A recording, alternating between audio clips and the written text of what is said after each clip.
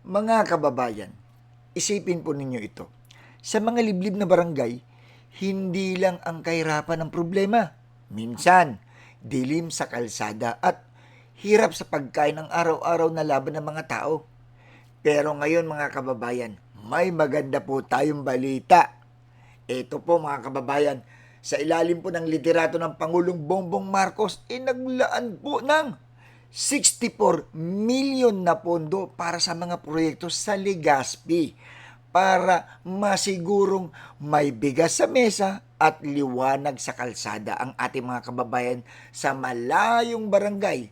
Hindi lang ito simpleng proyekto mga kababayan. Kapag may ilaw sa kalsada, mas ligtas ang mga tao sa gabi.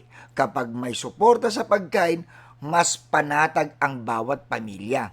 At kapag inaabot ng gobyerno ang mga liblib na lugar, ibig sabihin lang po, walang Pilipinong naiiwan. Kaya dapat na kilalanin natin mga kababayan at pasalamatan ang ganitong klase ng pamumuno. Dahil ang tunay na leader, hindi lang nakikita sa Maynila, nararamdaman hanggang sa pinakamalayong barangay ng bansa. Sa ganitong hakbang mga kababayan, unti-unting nagiging totoo ang pangarap ng maraming Pilipino.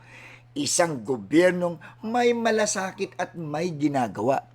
Maraming salamat po sa Pangulong Bongbong Marcos sa patuloy na pagdadala ng liwanag at pag-asa sa ating mga kababayan.